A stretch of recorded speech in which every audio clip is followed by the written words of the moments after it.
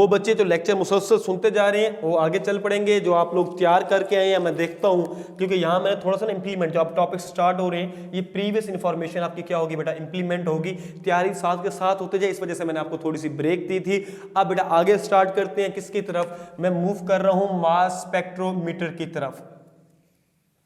मास spectrometer में हमारे पास ये इन्फॉर्मेशंस क्या होंगी, सारी की सारी इस्तेमाल होंगी, फिर आगे मोल्स का जब कंसेप्ट पढ़ाऊंगा फिर ये वाली इन्फॉर्मेशन सारी क्या होंगी, यूज होंगी। होप सो आप लोग तैयार करके आए बैठे होंगे, तैयारी साथ के साथ करनी है, तैयारी से जान नहीं छुड़वानी बेटा। बात कर रहे हैं किसकी बेटा हम अब, मास स्पेक्ट्रोमीटर की। मास स्पेक्ट्रोमीटर क्या है बेटा, basically it is an instrument.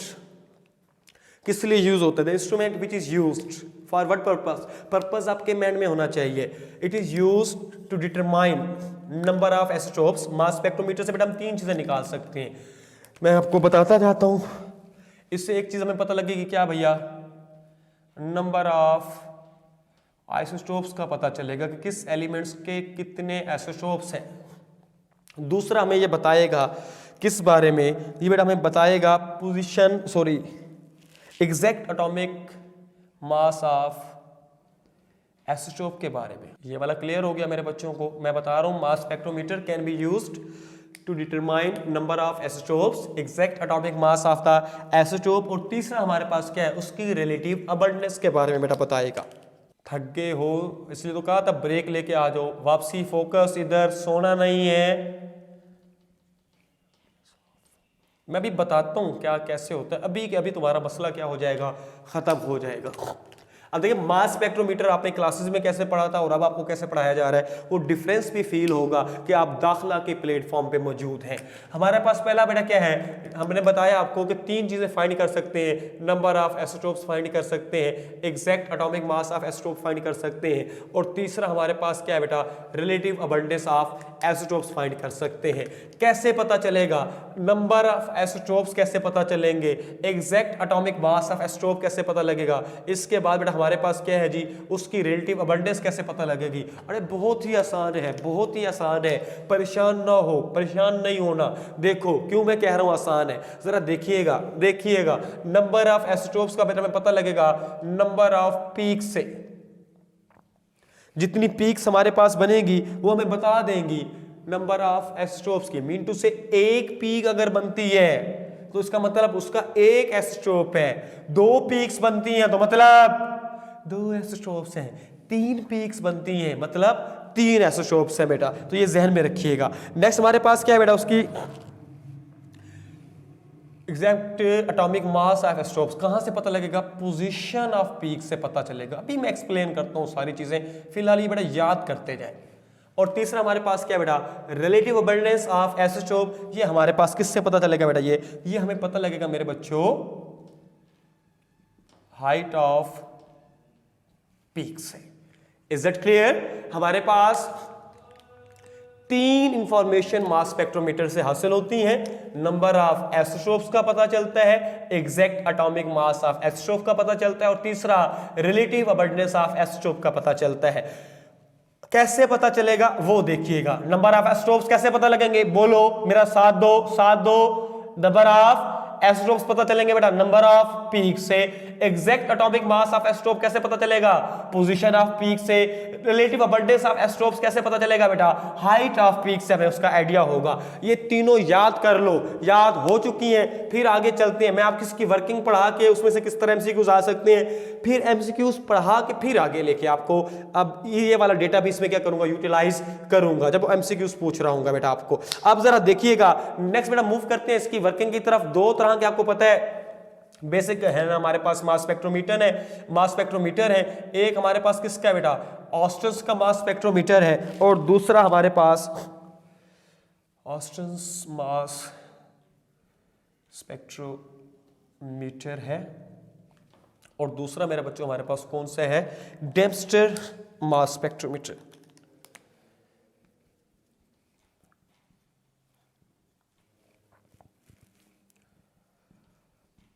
Mass spectrometer अगर आपसे पूछ ले कि कौन सा मास स्पेक्ट्रोमीटर सॉलिड स्टेट के अंदर जो आइसोटोप्स अवेलेबल हैं उनका एटॉमिक मास यूज करने के लिए इस्तेमाल होता है, आपके जहन में होना चाहिए, वो बेटा डेम्स्टर मास स्पेक्ट्रोमीटर है, which is use to find out these relevant informations if the elements are present in solid state. ये वाला पॉइंट आपको बेटा क्लियर हो गया। हमारे सिलेबस में ऑस्टन मास स्पेक्ट्रोमीटर क्या किया जाता है, डिस्कस किया जाता है। मैं डायग्राम बनाता हूँ, डायग्राम बनाने के साथ साथ आपको सारी चीज़ें इसकी यहीं क्लियर किए देता हूँ। डायग्राम जरा पहले देख लीजिएगा, उसको फिर बेटा क्या करते जाएंगे,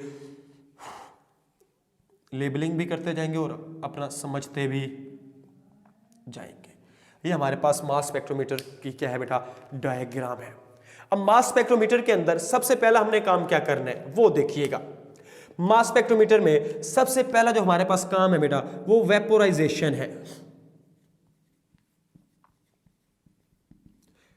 क्या है बेटा, वेपोराइजेशन। मीन टू से कि जिस भी फिजिकल स्टेट के अंदर आपके पास सब्सटेंस मौजूद है उसको आप कन्वर्ट करेंगे किसके अंदर, वेपर्स के अंदर, और उन वेपर्स का बेटा प्रेशर रखा जाएगा 10⁻⁻7 टू 10⁻⁻6 और ये प्रीवियस एमडी गेट पेपर्स के अंदर आया हुआ है, इसलिए मेरी हर बात गौर से सुननी है, हर बात में मार्फत होगी, हर बात आपको बेटा आपके गोल की तरफ, आपकी कामयाबी की तरफ लेके जा रही होगी। सोना नहीं है, सोना नहीं है।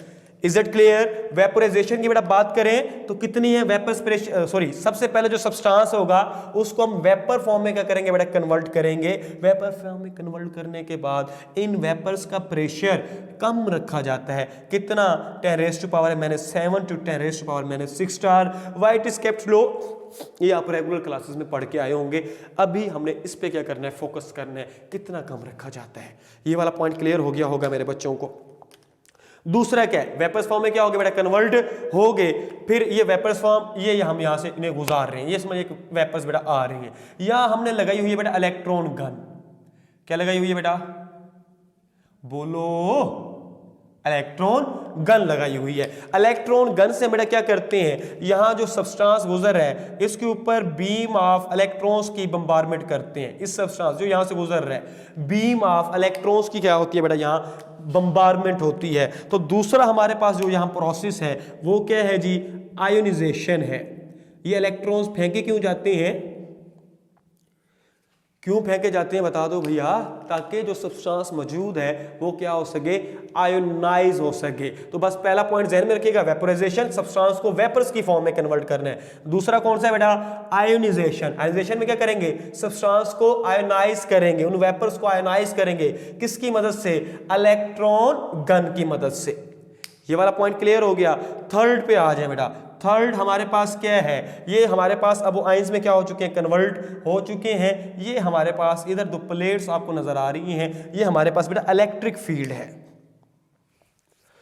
ये हमारे पास क्या है बेटा, इलेक्ट्रिक फील्ड। इलेक्ट्रिक फील्ड में कौन कौन से पॉइंट्स आपने माइंड के अंदर रखने हैं वो डिस्कस कर लेते हैं बेटा। इलेक्ट्रिक फील्ड का पर्पस क्या है, इलेक्ट्रिक फील्ड में पहला पॉइंट ध्यान में रखिएगा, यहां जो वोल्टेज अप्लाई की जाती है वो 500 से 2000 वोल्ट तक अप्लाई किए जाते हैं। दूसरा पॉइंट क्या ध्यान में रखना है, इसका पर्पस क्या है, स्पीड अप आए, जो आए स्लो स्लो ऐसे स्लो स्लो ऐसे स्लो स्लो ऐसे स्लो स्लो चलते हुए आ रहे थे, जब उन्हें इलेक्ट्रिक फील्ड क्या करेगी, अट्रैक्ट करेगी, वो रैंडमली क्या करेंगे, फास्टली क्या करेंगे, मूव करेंगे। तो इलेक्ट्रिक फील्ड का मकसद आपके जहन में आ जाना चाहिए। वोल्टेज अप्लाई कितनी की जा सकती है, पेपर में पूछ सकता है, आपके जहन में होना चाहिए 500 से 2000 वोल्ट तक अप्लाई किया जाता है। इसके बाद दूसरा क्या है बेटा, किसका पर्पस क्या है, speed of the ions. Clear होगी बात, उनको क्या करता है बेटा, बूस्ट करता है। चौथे पॉइंट पे आ जाते हैं, यहां हमारे पास बेटा क्या है, मैग्नेटिक फील्ड, ये मौजूद है। पॉइंट 4 हमारे पास जो इसका ऑपरेटर्स का हिस्सा है वो क्या है बेटा, हमारे पास बिल्कुल सही कह रहे हो कि मैग्नेटिक फील्ड है। अब मैग्नेटिक फील्ड का बेटा हमारे पास क्या काम है, मैग्नेटिक फील्ड बेटा दो काम करती है। एक तो सेपरेट करती है on the base of mass to charge ratio, दूसरा कर्व पाथ देती है। वो जो इलेक्ट्रॉन्स जा रहे थे यहां से जाके उसको पता क्या करती है, ऐसे कर्व पाथ दे देती है। Is it clear? तो मैग्नेटिक फील्ड के दो काम है बेटा, आपको बता दिए। एक क्या, सेपरेशन करती है, मैंने सेपरेशन ही लिखी हुई तो ध्यान में रखिएगा, ऑडियो दे रहा हूं, आप पूरा लिखना चाहे तो लिख लें। It separates the ions on the base of their mass to charge value. Different ions हैं बेटा, अंडरस्टूड सी बात है, उनकी different mass to charge ratio होगी, वैल्यू होगी, उनको यहाँ सेपरेट, और दूसरा ये क्या करती है, कर्व पाथ दे देती है बेटा। इसके बाद आपने यहाँ जहन में क्या रखना है, जो मास टू चार्ज रेशियो की हमारे पास एक फार्मूला भी गिवन है, वो जहन में रखिएगा। वो हमारे पास कौन सा है बेटा, h²r²/2e। ये ध्यान में रखिएगा, पूछ सकता है पेपर के अंदर, बल्कि एक दो पूछा भी हुआ है, आई थिंक वो ई कैट के पेपर से, लेकिन सवाल ये आया हुआ है कि जो मास टू चार्ज रेशियो है डायरेक्टली वेरी करती है बेटा किसके साथ, H मैग्नेटिक फील्ड है, R बोलो रेडियस है, 2 बेटा कांस्टेंट है, E हमारे पास क्या है, इलेक्ट्रिक फील्ड है। तो mass to charge, mass electric field के बेटा इनवर्सली प्रोपोर्शनल है और मैग्नेटिक फील्ड के डायरेक्टली प्रोपोर्शनल है। इस तरह इसको सारे को स्टडी कर लीजिएगा। बता रहा हूं हाइड्रोजन कहता हूं, माजरत, H जो लिखा हुआ है, H मैग्नेटिक फील्ड के लिए रिप्रेजेंट कर रहा है, R रेडियस को रिप्रेजेंट कर रहा है, और E किसको रिप्रेजेंट कर रहा है बेटा, इलेक्ट्रिक फील्ड को रिप्रेजेंट कर रहा है। अब जरा दोबारा देखिएगा, आगे मैं मूव करता जा रहा हूं, इसके बाद बेटा आयंस मूव करते हुए आ रहे हैं, यहां क्या हो जाएंगे, वो गिर जाएंगे। गिरने के बाद हमारे पास कौन सा बेटा, नेक्स्ट आयन कलेक्टर है। ये इसको क्या करता है बेटा, आयन को कलेक्ट करता है, जो हमारे पास सेपरेट हुए थे on the base of their different mass to charge ratio. इसके बाद उसने क्या करना है, इसको बेटा मॉडर्न स्पेक्ट्रोमीटर के अंदर दो तरह की बेटा चीजें मौजूद हैं, एक इसी के अंदर मौजूद है बेटा एम्पलीफायर, और दूसरा बेटा हमारे पास क्या मौजूद है, रिकॉर्डर मौजूद है। ये सारा इसका काम था। अब आप सोच रहे होंगे, मैं पहले इसको रिपीट कर देता हूँ, फिर इसमें से एमसीक्यूज बनाता हूँ। जरा देखिएगा, इसे मैं कहता हूँ 20-20 खेलना। जब मैं रेगुलर क्लासेस पढ़ा रहा होता हूँ, हम 20-20 खेल रहे हैं, आप लोगों ने मेरा साथ देना है। रेडी स्टेडी गो। मास स्पेक्ट्रोमीटर मैंने कहा हम 3 चीजें पढ़ेंगे बेटा, नंबर ऑफ एस्ट्रोप्स का पता चलेगा, एग्जैक्ट एटॉमिक मास ऑफ एस्ट्रोप्स का पता चलेगा, और रिलेटिव अबंडेंस का पता चलेगा। कैसे पता चलेगा, नंबर ऑफ एस्ट्रोप्स बेटा बराबर है नंबर ऑफ पीक के। एग्जैक्ट एटॉमिक मास कैसे पता लगेगा, पोजीशन ऑफ पीक से। रिलेटिव अबंडेंस का कैसे पता लगेगा, हाइट ऑफ पीक से। बताता हूं, ये भी एक्सप्लेन करता हूं, एलिब्रेट करता हूं, अभी रिवाइज करवा रहा हूं बेटा। 2 तरह के हैं, ऑस्टर्स है और डेम्पस्टर है। डेम्पस्टर का मास स्पेक्ट्रोमीटर स्पेशली डिजाइन किए गए हैं उन एलिमेंट्स के ये सारे फीचर्स डिटरमाइन करने के लिए जो किस स्टेट में अवेलेबल है, सॉलिड स्टेट में अवेलेबल है। ये हमारे पास मास स्पेक्ट्रोमीटर की बेटा क्या आ गई, डायग्राम आ गई। सबसे पहले आपने सब्सटेंस को वेपोराइज करना है, वेपोराइज वेपर्स की फॉर्म में लेके आना है, और इन वेपर्स का प्रेशर कम रखना है। कितना रखना है, 10⁻⁻7 to 10⁻⁶ टॉर रखना है। ये वाला पॉइंट क्लियर हो गया। उसके बाद आपने इसे गुजारना है एनजेशन चैम्बर में से, सब्सटेंस को आयोनाइज कराएंगे। यहां क्या होता है, इलेक्ट्रॉन गन की मदद से उनके ऊपर इलेक्ट्रॉन्स की बम्बारमेंट की जाती है। फिर हमने इसे बेटा गुजारना है किस में से, इलेक्ट्रिक फील्ड में से। फिर किस में से, मैग्नेटिक फील्ड में से।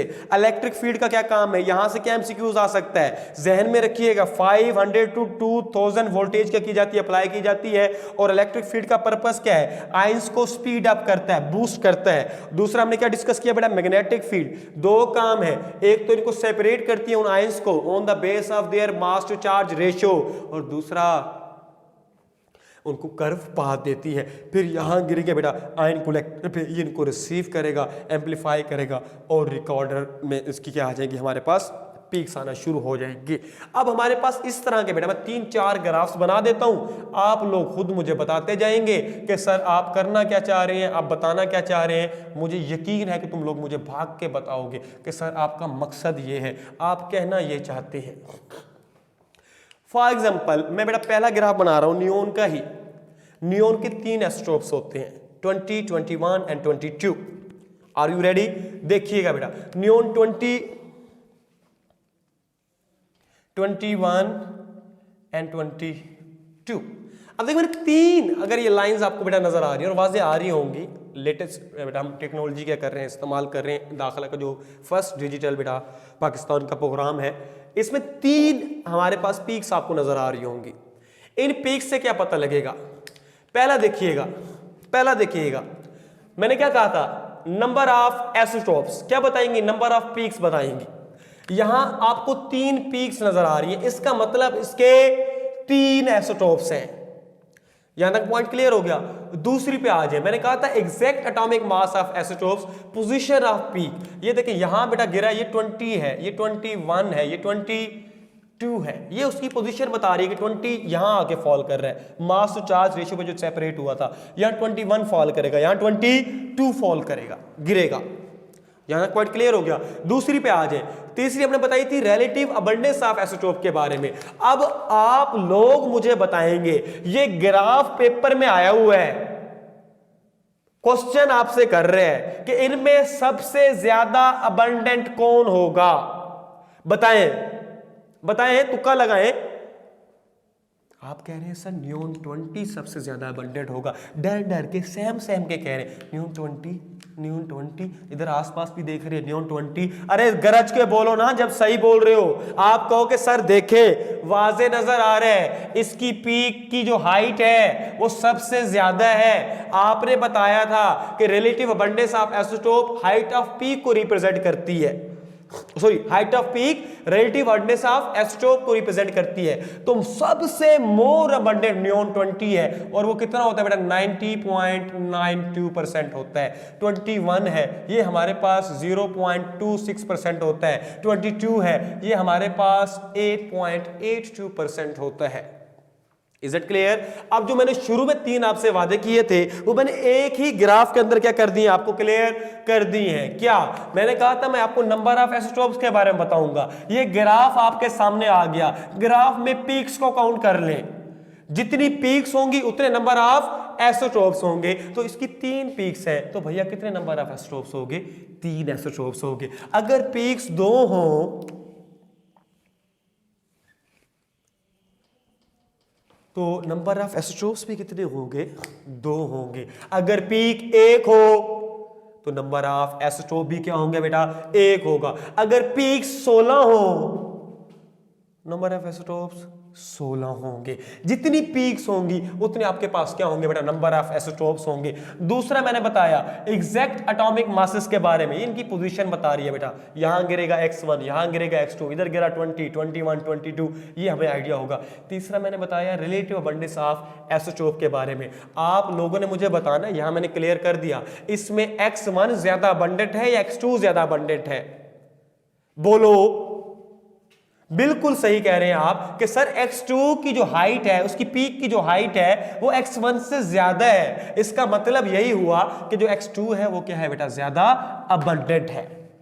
यहां का पॉइंट क्लियर हो गया। थर्ड पॉइंट में बेटा आ जाते हैं, क्या कि एक ही पीक आपके पास आ रही है, एक ही पीक आपके पास आ रही है। एक ही पीक आने का मतलब कि वो क्या होगा? Mono isotopic. क्यों? एक पीक आ रही है। एक पीक का मतलब उसका आइसोटोप्स कितने होंगे, ये मैंने कहा था, याद कर लो, ब्रेक ले लो। एक पीक का मतलब उसके आइसोटोप्स कितने होंगे? एक उसका क्या होगा बेटा? आइसोटोप होगा। होप सो अब इस ग्राफ से आपको चीजें क्या होती जा रही होंगी? क्लियर होती जा रही होंगी। एक एमसीक्यूज अब मैंने वो बता दिया, बेसिकली मैंने बताना नहीं था, एमसीक्यूज पूछना था। बहरहाल फिर भी एमसीक्यू में आपसे क्या कर लेता हूं? डिस्कस कर लेता हूं। आप जरा देखिएगा, थोड़ा सा घुमाऊंगा, आपके सामने सारा डेटा मौजूद है। इस डेटा को आपने क्या करना है? यूटिलाइज करना है। और जब पेपर के अंदर आप होंगे ये आपके जहन में होना चाहिए, क्योंकि सामने मौजूद नहीं होगा। ऑप्शन है बेटा हमारे पास बोरॉन, बीटा पे ऑप्शन है फ्लोरीन, चार्ली पे बेटा ऑप्शन में दे देता हूं आपको क्लोरीन, डेल्टा पे ऑप्शन हमारे पास है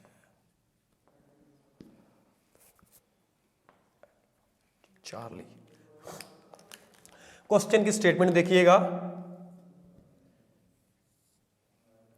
ये हमारे पास बेटा ग्राफ है, उसके अंदर क्या बन रही है बेटा? हमारे पास 2 पीक्स हासिल हो रही हैं। अब यहां से देखें आप लोग, अगर ये वाली इंफॉर्मेशन लेके नहीं बैठे, आप लोग कहेंगे एग्जामिनर को खैर है, हमें क्या पता, 2 ऐसी उल्टी सीधी जिसने लेने लगा के हमसे पूछ रहा है कि जनाब बताएं ये किस एलिमेंट का ग्राफ है, किसको रिप्रेजेंट कर रहा है, या इस ग्राफ से पता चला है कि एलिमेंट कौन सा है। हाँ, आप लोग बता रहे होंगे कि सर हमें पता है कौन सा है। कैसे बता रही है? जरा देखिएगा कितनी पीक्स आ रही है बेटा? 2 पीक्स आ रही है। 2 पीक्स आने का मतलब कि कोई ऐसा एलिमेंट है जिसके 2 आइसोटोप्स है।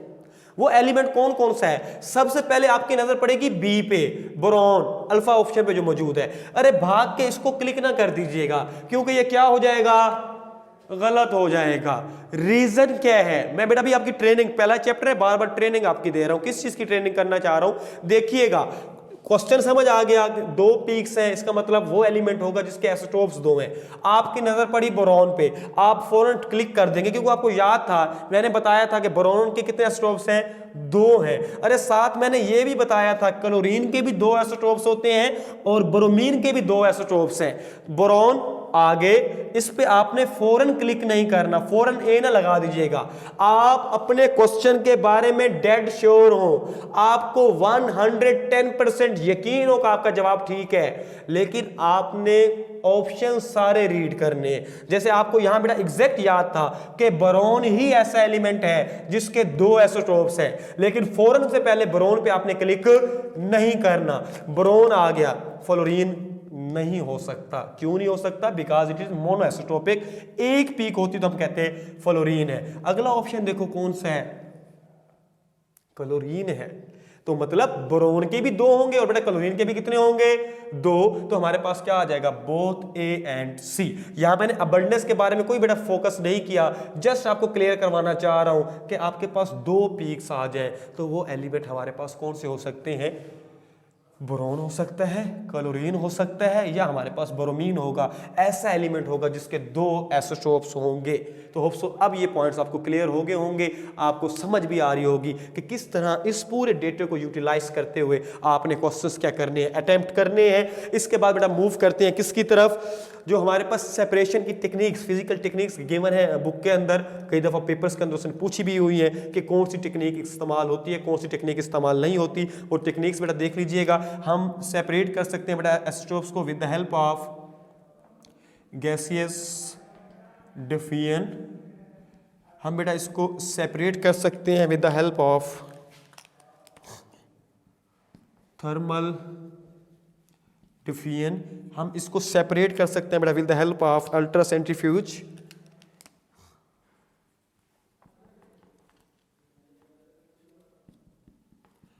ये सारी 6 टेक्निक्स हैं बेटा, टोटल अपने माइंड में रखिएगा। अल्ट्रा सेंट्रीफ्यूज के अलावा बेटा हमारे पास लेजर सेपरेशन भी टेक्निक है, इससे भी हम इसे क्या कर सकते हैं? डिटेल इसको सेपरेट कर सकते हैं। इसके अलावा बेटा हमारे पास distillation,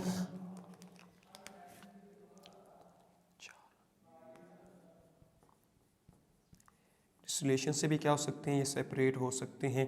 and last one is electromagnetic separations. तो ये वो 6 डिफरेंट टेक्निक्स हैं जिनकी मदद से हम जो आइसोटोप्स का मिक्सचर है उन्हें क्या कर सकते हैं बेटा? सेपरेट कर सकते हैं। प्रीवियस पेपर्स के अंदर पूछा हुआ है कि कौन सी टेक्निक यूज़ होती है, या इनमें से ऐसी कौन सी टेक्निक है जो यूज़ नहीं होती। तो आपके जहन में अगर ये 6 होंगी, आपको फिंगर टिप्स पे तैयार होंगी, तो फ़ौरन से पहले आप क्या कर देंगे? उसको जवाब दे देंगे कि सर शहबाज कलंदरी ने बताया था, बार बार बताया था कि टोटल 6 होती हैं। मेरा साथ दीजिएगा, आपके सामने लिखी हुई है, हम दोनों मिल के पढ़ते हैं। आप जो लेक्चर सुन रहे हैं मेरा, और मैं यहाँ सुना आ रहा हूँ। स्टार्ट करने लगा हूं, रेडी स्टेडी गो। स्टार्ट हमने क्या से किया बेटा? पहली कौन सी है? गैसियस डिफियन, दूसरी थर्मल डिफियन, तीसरी अल्ट्रा सेंट्रीफ्यूज, चौथी लेजर सेपरेशन, पांचवी डिस्टिलेशन, छठी इलेक्ट्रोमैग्नेटिक सेपरेशन। ये वो 6 टेक्निक्स हैं जिसकी मदद से बेटा आप क्या कर सकते हैं? इनको सेपरेट कर सकते हैं। ये सारा चीज आपको आइडिया भी हो गया होगा बेटा, नोट्स बनाते जाइएगा साथ के साथ। और अब मूव करते हैं बेटा नेक्स्ट, हमारा एक मजेदार एमसीक्यूज, जिसमें नंबर ऑफ एमसीक्यूज आने के चांसेस होते हैं और आप लोग घबरा जाते हैं न्यूमेरिकल्स को देख के। अब जरा देखिएगा कि दाखिला पे और शहबाज कलंदरी के साथ मौजूद होने का फायदा क्या है। हम एमसीक्यूज को मिनट सेकंड्स के अंदर क्या करेंगे? सॉल्व करेंगे। मूव करते हैं बेटा अपनी नेक्स्ट स्लाइड की तरफ।